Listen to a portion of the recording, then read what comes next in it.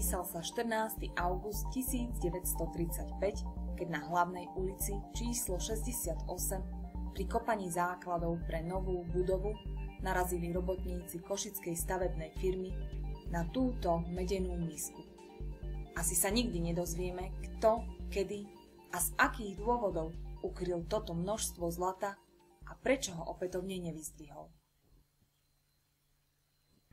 Unikátna zbierka z obdobia 15. až 17. storočia je vo svojej nepoškodenej podobe od doby nálezu jedným z najväčších zlatých pokladov na svete.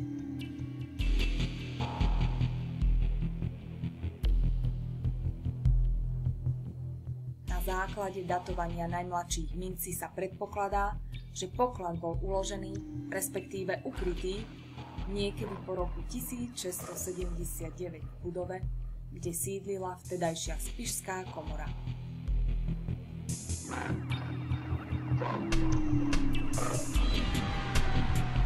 Fíha, nevidíte každý deň pokope toľko mincí. A viete, koľko ich je? My už áno. 2920.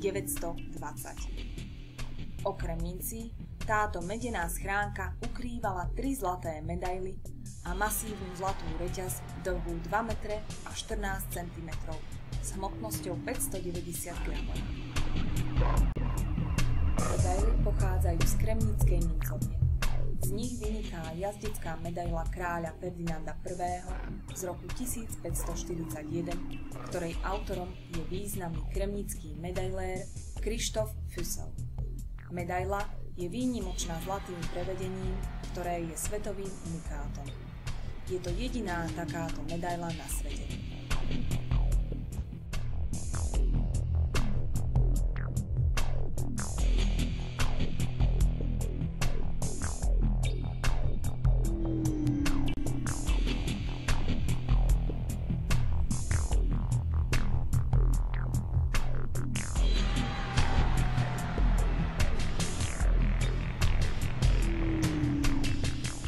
Interaktívnych obrazovkách bolo možné si jednotlivé mince zväčšiť a dozvedieť sa ďalšie informácie.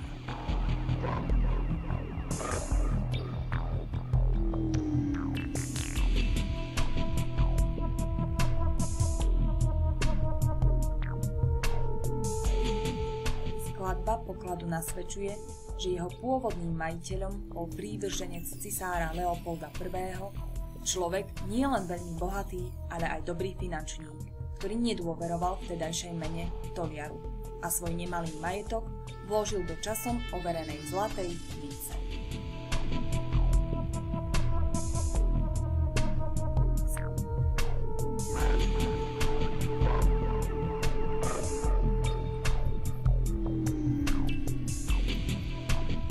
Poklad poskytuje prehľad európskej mincovej tvorby 15. až 17. storočia. Ide o produkciu 80 mincovní.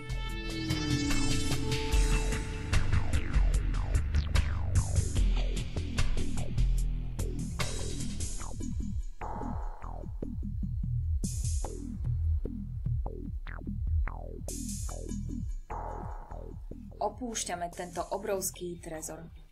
Košice majú poklad, ktorý im môže závidieť celý svet.